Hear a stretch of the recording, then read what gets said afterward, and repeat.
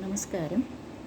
ഹിന്ദുമതത്തിൽ ഹിന്ദുമതം മാത്രം ഓർഗനൈസ്ഡ് അല്ല, അല്ലെങ്കിൽ അത് അടിച്ചമർത്തപ്പെട്ട രീതിയിലാണ് എന്ന് പലരും ഉറവിളി കൂട്ടാറുണ്ട്. എന്തുകൊണ്ടാണ് ഹിന്ദുമതത്തിൽ ഇങ്ങനെ പറ്റുന്നത്? ഹിന്ദുമതത്തിൻ്റെ കോൺസെപ്റ്റ് തന്നെ കല്ലിലും മുള്ളിലും തൂണിലും തുരുമ്പിലും ദൈവമിരിക്കുന്നു എന്നതാണ്. അതുകൊണ്ട് തന്നെ നമുക്ക് പള്ളിയിൽ പോവാം, നമുക്ക് അള്ളാഹുവിനെ തൊഴാം, അല്ലെങ്കിൽ ഈ ലോകത്ത് കാണുന്ന സകല സസ്യങ്ങളെയും അല്ലെങ്കിൽ സകല ചരാചരാദികളിലും നമുക്ക് ദൈവത്തിനെ കാണാൻ പറ്റും. അത്ര മഹത്തായ വിശാല മനസ്കതയുള്ള ഒരു മതമാണ് ഹിന്ദു മതം, ഒരു സമൂഹമാണത്. പിന്നെ എന്തുകൊണ്ട് നമ്മുടെ അമ്പലങ്ങളും മറ്റും ക്ഷയിച്ചു പോവുകയും അമ്പലങ്ങൾ കൊള്ളയടിക്കപ്പെടുകയും നമ്മുടെ കുട്ടികൾ വഴിതെറ്റി പോവുകയും ചെയ്യുന്നത്? ഇത് അച്ഛനമ്മമാരെ പറഞ്ഞാൽ കാര്യമില്ല. നിങ്ങൾ മുത്തശ്ശിമാരെയും മുത്തശ്ശന്മാരെയും ഓൾഡ് ഏജ് ഹോമിലേക്ക് മാറ്റുമ്പോൾ ഒരു കാര്യം മറന്നു പോകുന്നു. നമ്മുടെ സംസ്കാരത്തെപ്പറ്റി പഠിപ്പിച്ചു കൊടുക്കാൻ പറ്റുന്നത് നമ്മുടെ മുത്തശ്ശിമാർക്കും മുത്തശ്ശന്മാർക്കുമാണ്. അവർ ആ സംസ്കാരത്തെപ്പറ്റി ചെറുതിലേ തന്നെ കുട്ടിയുടെ മനസ്സിൽ കഥകളും നല്ല കഥകളും അതുപോലെ പാട്ടുകളും ഒക്കെ പഠിപ്പിക്കുമ്പോൾ കുട്ടി ഒരു നല്ല ഒരു ഭക്തനായിട്ട് മാറുകയും നമ്മുടെ സംസ്കാരത്തിലും നന്മയുണ്ട്, നമ്മുടെ സംസ്കാരത്തിലും കുറേ നല്ല പ്രിൻസിപ്പിൾസ് ഉണ്ടെന്നുള്ളത് മനസ്സിലാക്കുകയും ചെയ്യും. അല്ലാതെ പോവുകയാണെങ്കിൽ അവർ കൂട്ടുകാരുടെ പ്രലോഭനത്തിൽപ്പെട്ട് മറ്റ് മതങ്ങളിലേക്ക് മാറാനും അതുപോലെ തന്നെ ഈ ലവ് ജിഹാദിലും അതുപോലെ അതുണ്ടോ ഇല്ലയെന്നൊന്നും എനിക്കറിയില്ല, ലവ് ജിഹാദിലും അതുപോലെ തന്നെ കൺവെർട്ടഡായിട്ട് മാറാനും ഒക്കെ സാധിക്കും. അങ്ങനെയാകുമ്പോൾ നമ്മൾ ഹിന്ദുക്കൾ ഇവിടെ ഇല്ലാതെയാവും. ഒരു കാര്യം ചെയ്യൂ, നിങ്ങളുടെ അച്ഛനമ്മമാരെ ഓൾഡ് ഏജ് ഹോമിലാക്കിയിട്ടുണ്ടെങ്കിൽ ഉടനെ തിരിച്ചു കൊണ്ടുവരിക. അവർക്ക് കുട്ടികളുമായിട്ട് കളിക്കാനും ചിരിക്കാനും ഒക്കെ, അവർ കഥ പറയാനും കഥ കേൾക്കാനും ഒക്കെയുള്ള കാരണങ്ങൾ ഉണ്ടാക്കി കൊടുക്കട്ടെ. മാത്രമല്ല, ഒരാഴ്ചയിലൊരിക്കൽ 1 മണിക്കൂർ മതി ഗീതാ പഠനമോ ഭാഗവത് പഠനമോ ശിവപുരാണമോ ദേവീ മഹാത്മ്യമോ എന്തെങ്കിലും ഒന്ന് കുഞ്ഞുങ്ങളുടെ ഒരു 5 വരി അല്ലെങ്കിൽ ഒരു ശ്ലോകം നിങ്ങൾ പഠിപ്പിച്ചു കൊടുക്കുക. അങ്ങനെ വരുമ്പോൾ നമ്മുടെ ഹിന്ദുമതം എന്ന് പറയുന്നത് അതിൻ്റെ അടിസ്ഥാന തത്വങ്ങൾ മനസ്സിലാക്കി കൊടുക്കുക. ഞാൻ പറയുന്നില്ല, മനുസ്മൃതിയിലെ കാര്യങ്ങൾ ഞാൻ പറയുന്നില്ല, കാരണം അത് വേറൊരു കാര്യത്തിലാണ്.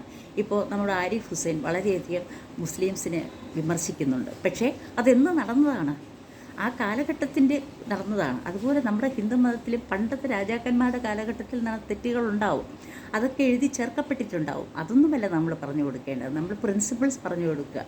അതായത് ഭഗവത്ഗീതയുടെ പ്രിൻസിപ്പിൾസ്, ധൈര്യപൂർവ്വം ചെയ്യേണ്ട വക കർമ്മയോഗിയായിട്ട് മാറേണ്ടത് എങ്ങനെയാണ്, നമ്മുടെ റിസൾട്ട് നോക്കാതെ നമ്മൾ പ്രവർത്തിക്കുക എന്നീ കാര്യങ്ങൾ കുട്ടികളെ പറഞ്ഞ് മനസ്സിലാക്കുമ്പോൾ അവരുടെ മനോധൈര്യം കൂടുകയും ഇത്തിരി തോറ്റുപോയാലും ഇല്ലെങ്കിൽ ഒത്തിരി മുന്നോട്ട് പോയാലും ഉടനെ ചെന്ന് ആത്മഹത്യ ചെയ്യുന്ന പ്രവണത ഇല്ലാതാവുകയും ചെയ്യും.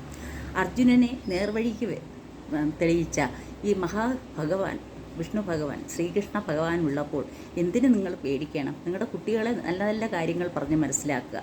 അങ്ങനെ വരുമ്പോൾ അവരും ചെറിയ ചെറിയ കാര്യങ്ങളിൽ മനം നൊന്ത് ആത്മഹത്യയിലേക്ക് പോകുന്നതൊക്കെ മാറും.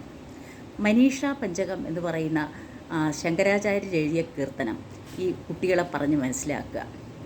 അതിനകത്ത് വേടനായിട്ട് അല്ലെങ്കിൽ കാട്ടുജാതിക്കാരനെ പോലെ അധകൃതനായിട്ട് ഉള്ള വേഷത്തിൽ മഹാഭഗവാൻ പരമശിവൻ പ്രത്യക്ഷപ്പെടുകയും ശങ്കരാചാര്യരുടെ മുന്നിൽ പ്രത്യക്ഷപ്പെടുകയും, പക്ഷേ ആ ശങ്കരാചാര്യർ അന്നത്തെ കാലത്ത് ഓയ് ഓയ് ഓയ് എന്ന് പറഞ്ഞ് മുൻവശത്ത് ആൾക്കാർ നടക്കും ബ്രാഹ്മണൻ വരുമ്പോൾ വഴിമാറിക്കൊടുക്കുവാൻ. അങ്ങനെ വിളിച്ചപ്പോൾ വഴി മാറാതെ നിന്ന ആ കാട്ടാളൻ അല്ലെങ്കിൽ ആ ചെറിയ ദളിതനായിട്ടുള്ള ആ രൂപം അല്ലെങ്കിൽ ആ കാട്ടാളൻ പറയുകയാണ്, എങ്ങനെയാണ്, ആരാണ് മാറേണ്ടത്? എൻ്റെ ഉള്ളിലുള്ള ആത്മാവാണോ അതോ ഈ ശരീരമാണോ? ആ കോൺസെപ്റ്റിലാണ് മനീഷ പഞ്ചകം എഴുതിയിട്ടുള്ളത്. അത് നിങ്ങളുടെ കുട്ടികൾക്ക് മനസ്സിലാക്കി കൊടുക്കുക. അപ്പോൾ അവിടെ ജാതി തിരിവും വർഗതിരിവും ഇല്ലാതെ അവർക്കെല്ലാവരോടും ഒന്നായി കാണാൻ പറ്റും.